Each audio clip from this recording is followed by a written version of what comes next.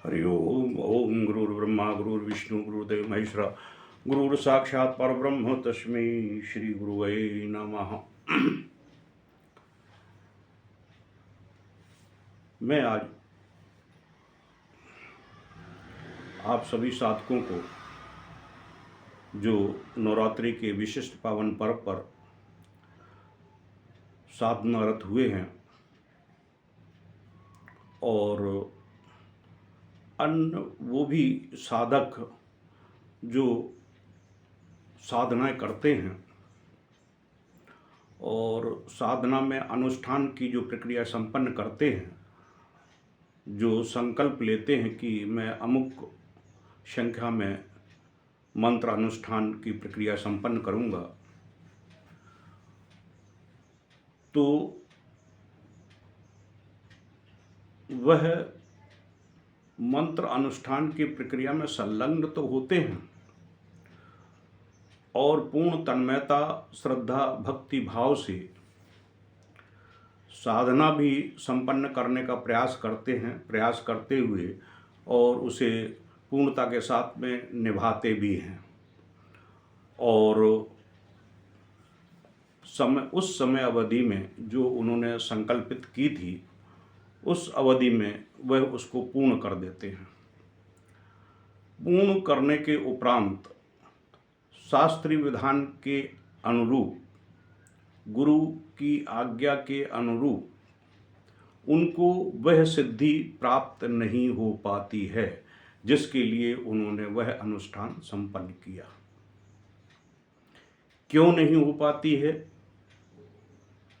उसके पीछे क्या कारण है, उसका विश्लेषण वह स्वयं नहीं कर पाते हैं।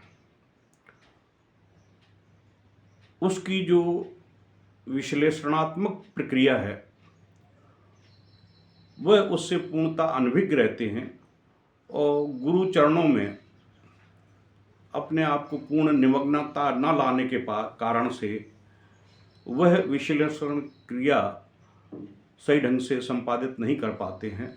निष्कर्ता ये होता है कि उनका समय भी व्यर्थ चला जाता है और उनकी जो समय के साथ में धन की जो प्रक्रिया उन्होंने व्यय की है अनुष्ठान आदि में, वह भी व्यय चली जाती है। लेकिन उन्होंने जो अनुष्ठान प्रक्रिया संपन्न की है, उससे जो ऊर्जा आई है, उससे अंशात्मक रूप में उनकी आत्मा में वह निहित हो जाती है, लेकिन उसका वो फल प्राप्त नहीं होता है। जो मनवांछित फल प्राप्त होना चाहिए वो नहीं हो पाता है। वो क्यों नहीं हो पाता है, क्या कारण है, मैं आज सभी उन साधकों की समस्याओं का निवारण करने का प्रयास कर रहा हूँ, क्योंकि यह एक बहुत गंभीर चिंतन विषय और अत्यंत गोपनीय तत्व है जो साधक इन प्रक्रियाओं से अनभिज्ञ रहते हैं। ध्यानपूर्वक शुरू से अंत तक आप इन प्रक्रियाओं का श्रवण करें, मनन चिंतन करें और इसका विश्लेषण अपने आप में करें, तो आप पाएंगे कि मेरे एक एक शब्द पूर्णता के साथ में आपकी उन विगत काल की हुई साधनाओं के परिणाम को परिलक्षित करेगा। कोई भी साधक है, जैसे कि मिसाल के तौर पर मैं अभी इंगित किए देता हूँ कि जो साधक नवरात्रि में साधना में बैठे हैं, साधना कर रहे हैं विभिन्न प्रकार की, ज़्यादातर साधक को मैंने चामुंडा साधना करने का आदेश प्रदान किया है। उनको उनकी इच्छा के अनुरूप जो नए साधक हैं, उन्होंने गुरु मंत्र के 1.25 लाख मंत्र जाप नहीं कर पाए हैं, फिर भी उनको मैंने दीक्षा के उपरांत नवरात्रि में शक्ति अर्जित करने के लिए, चामुंडा साधना के लिए प्रवृत्त किया है। तो वह साधक सभी ध्यानपूर्वक इस वीडियो को सुने, समझें कि क्या परेशानी आने वाली है और कैसे इस साधना से हम अनुष्ठान प्रक्रिया से अपनी ऊर्जा को ऊर्जीकृत करके उसका पुण्य अर्जित कर सकते हैं, माँ की कृपा प्राप्त कर सकते हैं। जो साधक 7 दिन की साधना के लिए संकल्पित होते हैं तो पहला दिन उनका यूं ही चला जाता है व्यवस्था, संकल्प, कलश पूजन, गुरु पूजन, गणपति पूजन और इष्ट पूजन में व्यय होते हुए, और जो संकल्पित समय है उसको वह क्रियान्वित करता है। इसलिए पहला दिन उसका बिना विघ्न बाधा के संपन्न हो जाता है। इसके बाद द्वितीय दिन वह पूर्ण चेतना के साथ में, सामर्थ्य के साथ में, अपनी ऊर्जा के साथ में मंत्र जाप करने की चेष्टा करता है और संपन्न हो जाता है। अब तीसरा दिन जो आता है तो तीसरे दिन उसको कुछ अनहोनी सी प्रक्रियाएं संपन्न होना शुरू हो जाती हैं। क्यों? क्योंकि उसने जो भौतिक जीवन जिया है और उस भौतिक जीवन में जो सामाजिक परिवेश है, जहाँ छल, कपट, झूठ, व्यभिचार, अत्याचार या विभिन्न प्रकार की अन्य अशुद्धि प्रक्रियाएं, अधर्मयुक्त प्रक्रियाएं संपादित होती हैं, तो उन प्रक्रियाओं को में वो संलग्न भी रहा है। तो अब वह पुण्य आत्मा के रूप में अपनी आत्मा को विस्तार देने के लिए, अपनी आत्मा को पुण्यता प्राप्त करने के लिए वह संलग्न है। इसलिए उसके अंदर अंतर्द्वंद चालू हो जाता है कि जिस प्रकार से एक व्यक्ति एक कमरे में है और दूसरा व्यक्ति आता है और वो उसको ज़बरदस्ती उस कमरे से बाहर निकालने की चेष्टा करता है, तो उसमें अंतर्द्वंद हो जाता है कि ये तो मेरा घर है, मेरा कमरा है, मैं ही रहूँगा इसमें, तुम कैसे आओगे, ये मैं इतने सालों से रह रहा हूँ, इसमें मेरा पूर्ण अधिकार है। इस प्रकार से तो आपके जो बाह्य शरीर है, वह बाह्य शरीर से ये सारी प्रक्रियाएं आक्षेपित होती रहती हैं और व्यवस्थित होती रहती हैं और उसमें पूर्णतः संलग्न होती हैं। लेकिन जो आपका अंतर्मन है, आत्मा है, आत्मा के जो आवरण है, उस आवरण से आप इस साधना को संपन्न करते हैं गुरु कृपा से।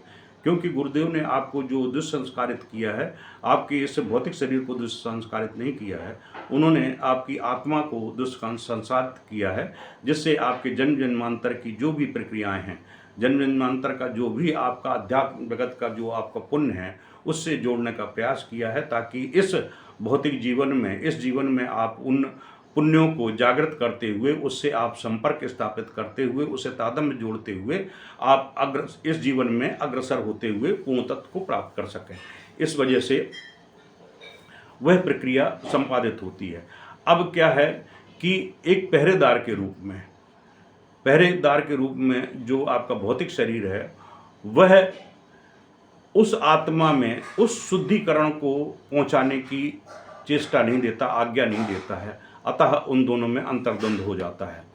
तो तीसरा दिन बड़ा ही संक्रमण काल गुजरता है और धीरे धीरे वह संक्रमण में, अंतर्द्वंद में कई साधकों के सामने कई बाधाएं आ जाती हैं। जैसे कि मैंने कई साधकों को दिया है, तो मुसीबतों के पहाड़ टूटते हैं। सबसे पहले तो जो साधक चैतन्य होते हैं, सब कुछ होते हैं, यानी कि साधना में पूर्ण संलग्न होते हैं, उनके साथ में प्रकृति बहुत तगड़ा खेल खेलती है। उनको साधना में सफल होने के लिए, साधना में प्रवृत्त होने के लिए वह सक्षमता प्रदान नहीं करती है।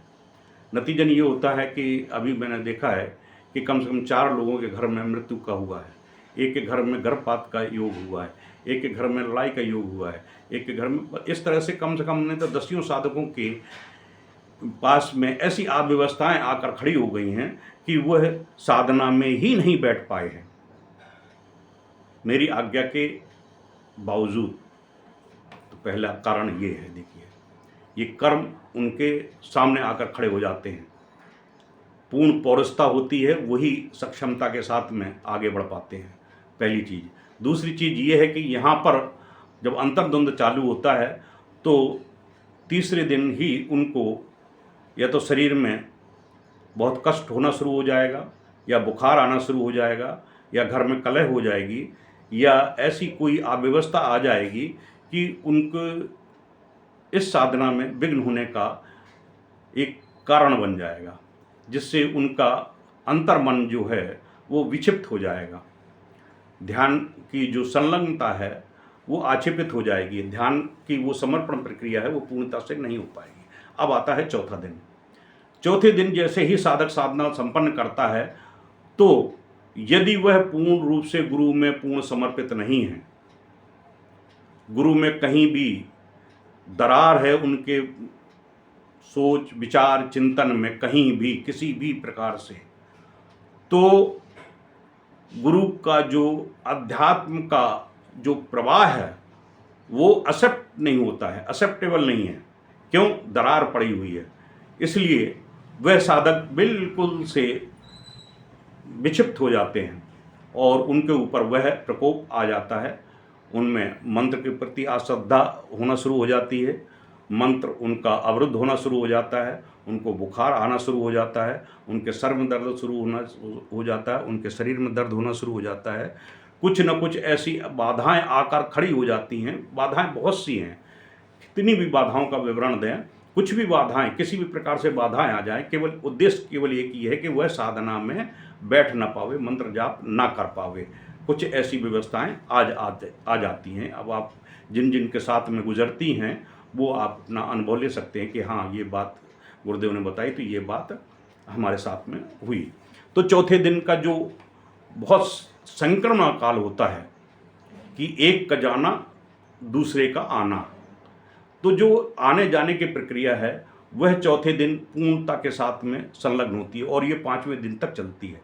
5वें दिन जैसे ही चौथे दिन गुजरने के बाद में 5वें दिन अगर साधक पूर्ण श्रद्धा समर्पण और गुरुदेव के पूर्ण आशीर्वाद की कृपा दृष्टि तले आगे बढ़ता है तो साधना में आगे बढ़ जाता है और 5वें दिन उसके शरीर बिल्कुल हल्का हो जाता है, चैतन्य हो जाता है। मंत्र के प्रति आस्था, इष्ट के प्रति श्रद्धा विश्वास समर्पण और इतना बढ़ जाता है कि उसे लगता है कि हाँ, मेरी साधना सही चल रही है।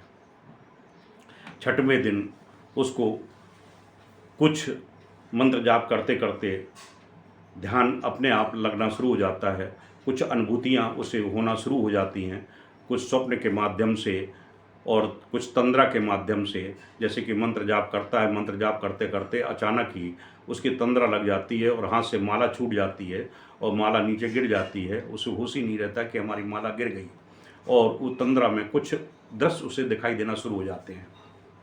तो यह एक ठीक प्रक्रिया है, लेकिन उसको अंतर्मन से सचेत रहना है, चैतन्य रहना, अचैतन्य की स्थिति नहीं है।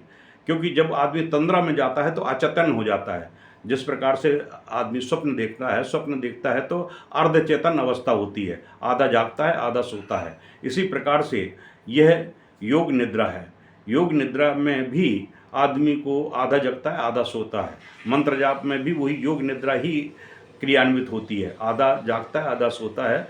तो वो प्रक्रिया जैसे ही मंत्र जाप करता तो उसके हाथ से माला छूट जाती है और वो ध्यान में मग्न हो जाता है। लेकिन उसको अंदर से चेतन रखना है कि माला ना छूटने पाए और मेरा मंत्र ना टूटने पाए। कई बार ऐसा होता है कि मंत्र जाप करते करते उसके मुख से जो मंत्र जाप कर रहा है उसकी जगह दूसरा मंत्र चालू हो जाता है। ये क्या है? ये बहुत ही एक अलग प्रकार की प्रक्रिया है जिससे साधक को अलर्ट होना अति आवश्यक है। इसका विवेचन मैं बाद में करूंगा कि ऐसा क्यों होता है। तो जब 5वें दिन 6वें दिन इस प्रकार की प्रक्रिया होती है तो यहाँ भी उसको अलर्ट रहना अति आवश्यक है। क्यों आवश्यक है? कि यहाँ पर 2 प्रक्रियाएं संपादित होती हैं। पहली प्रक्रिया ये संपादित होती है कि जिस देवी देवताओं की आप आराधना कर रहे हैं, जिस जगदम्बा की आराधना कर रहे हैं, वहाँ तक आप ना पहुँच पाएँ, इसके लिए उनकी जो सहचर्या हैं वो आपको भ्रमित करेंगे कि आप उस दिव्य शक्ति तक ना पहुंच पाए। कोई योगिनी, याक्षिणी, कोई अप्सरा, कोई किसी प्रकार से कोई अन्य जो आदर्श शक्ति उनकी सहचर्या हैं वह आकर आपको भ्रमित कर देंगी और आपको लगेगा कि मुझे जगदम्बा सिद्ध हो रही हैं, मुझे देवी सिद्ध हो रही हैं और मेरा अनुष्ठान संपन्न होने की ओर है। लेकिन ऐसा नहीं, आपको चेतन रहना है। जैसे कि मैंने पीछे वीडियो में बताया है कि जब मैं तारा साधना कर रहा था तो तारा साधना करते ही मुझे वह, आप मेरे पीछे वीडियो में देखें, मैंने पूरा स्पष्ट किया है। जब तारा साधना मैं कर रहा था तो शमशान वासिनी आकर मेरे सामने खड़ी हो गई और उसने अपना पूरा परिचय दिया कि आप तारा साधना क्यों कर रहे हो, मैं आपको वो सब कुछ प्रदान कर दूंगी जो तारा प्रदान करेंगे, आप मुझे सिद्ध करिए। उसने जो मुझे मंत्र बताया था वो मैंने मंत्र लिख के और गुरुदेव के चरणों में अर्पित किया था, बताया था, वो पीछे वीडियो में आप मेरे देख सकते हैं, पूरा विवरण दिया है। तो इस प्रकार से जो सिद्धिदायक स्थिति जब साधक की बन जाती है तो इस प्रकार से उनकी जो सहचर्या हैं वो आपको डिस्टर्ब करेंगी कि मैं ये संपन्न कर दूंगी, ये कर दूंगी, मैं ये अप्सरा हूँ, मैं ये अक्षिणी हूँ, आप ये साधना करिए, ये करिए। और वहाँ आदमी, साधक वहाँ विक्षिप्त हो जाता है और जो साधना उसे सिद्ध होनी चाहिए उससे वह वंचित हो जाता है। तो यहाँ सतर्क, सावधान होना अति आवश्यक है, क्योंकि साधक का केवल 2 सूत्र होते हैं, सावधानी हटी दुर्घटना घटी। और साधना पथ पर चलने के लिए वह नंगी तलवार पर चलने की भांति होता है कि सावधानी हटी दुर्घटना घटी। अगर नंगी तलवार पे चल रहा है तो अगर उसने जरा सी पैर को डगमगाया तो उसका पैर कट जाएगा, सीधा चला जाएगा तो पार कट जाएगा। तो जरा से भी असावधानी उसके लिए एक अनिष्ट का कारण बन सकती है और असफलता का कारण बन सकती है। इसलिए साधक को सावधान रहना अति आवश्यक है। इसलिए मैंने उन तत्वों को उजागर किया है जो साधना काल में साधक के लिए विघ्न उत्पन्न करते हैं और उन्हें साधना में सफलता नहीं प्राप्त होती है। वह अपने मन को भले ही किसी प्रकार से बरगला लें कि मैंने अनुष्ठान करके 1.25 लाख मंत्र जाप कर लिया है, मैंने इतने लाख अनुष्ठान कर लिया है, इतने लाख का अनुष्ठान कर लिया है, मैंने करोड़ों मंत्र कर लिए हैं। मेरे सामने ऐसे बहुत से साधक आए कि मैंने 25 लाख कर लिए, 30 लाख कर लिए, लेकिन नतीजन 0, माइनस। तो वो 0 जो माइनस है वो ये चीज़ है, उनको ध्यान ही नहीं है। आपको मंत्र जाप करने से कोई थोड़ी होगा। अगर आप किसी के यहाँ पर अगर धन कमाने के लिए जाते हैं, उसके यहाँ 12 घंटे मेहनत करते हैं और 12 घंटे मेहनत करने के बावजूद भी उसके बावजूद आपको कुछ धन प्राप्त नहीं होता है उसके यहाँ से, और आप वहाँ से निहत्ते चले आते हैं, तो आपका वो श्रम बेकार चला गया क्योंकि आपको कुछ धन नहीं मिला। इसी प्रकार से ये एक स्पिरिचुअल वर्क है। स्पिरिचुअल वर्क में आपको उसका स्पिरिचुअल का कुछ अंश प्राप्त होना चाहिए, उसका पुण्य प्राप्त होना चाहिए, उस पुण्य को दर्शित होना चाहिए, दिखाई देना चाहिए कि हाँ ये मैंने पुण्य कार्य किया है। जैसे आपने देखा होगा जो योगी होते हैं, तपस्वी होते हैं, साधक होते हैं, जब वो साधना करते हैं तो उनके साधना पर एक अलग प्रकार का तेज आना शुरू हो जाता है, चेहरे पर ओज आना शुरू हो जाता है और उनकी वाणी में ओज आना शुरू हो जाता है, उनकी आँखों में एक दया का भाव उत्पन्न हो जाता है। जैसे कि गाय की आँख देखी है, गाय की आँख में करुणा होती है। जो सत्पुरुष होते हैं उनकी आँखों में एक करुणा अपने आप में बहती है, प्रवाहमान होती है। उनके चेहरे पर, उनकी आँखों में देखने पर ऐसे लगता है कि ये करुणामय है। गुरुदेव की आँखों में देखिए, गाय की आँखों में देखिए, करुणा अपने आप में बहती है, ऐसी कि वो दयाड़ से भरे हुए। तो जब साधक उत्तरोत्तर वृद्धि करता चला जाता है और अपने गुरु पर समर्पित होते हुए अग्रसर होता रहता है, तो ये प्रक्रियाएं स्वाभाविक रूप से उसके जीवन में चरितार्थ होती हैं। इसलिए साधना काल में इन सारे नियमों का पालन करें। मैंने एक साधना का एक नियम प्रतिपादित किया है वो मेरे व्हाट्सएप पर है। आप व्हाट्सएप वो फेसबुक पर स्वामी ईश्वरानंद का एक साधना नियमावली है, वो मैंने दी है। आप फेसबुक पर जाकर उस नियमावली को पढ़ सकते हैं, जिससे आपको साधना पथ पर पूर्ण सफलता प्राप्त हो सके। यह वीडियो अत्यंत ही महत्वपूर्ण है। अगर अंत तक किसी ने शुरू से देखा है, उनके लिए यह एक संजीवनी के रूप में कार्य करेगा। इसलिए आप सभी साधकों को इस वीडियो को अवश्य शेयर करें, इसको सब्सक्राइब करें, बेल को भी आप दबा दें, ताकि नए वीडियो इस प्रकार से प्रेरणादायक और मार्गदर्शन, अध्यात्म के मार्गदर्शन के रूप में जो मैं प्रवृत्त कर रहा हूँ, दे रहा हूँ, वह आपको प्राप्त हो सके।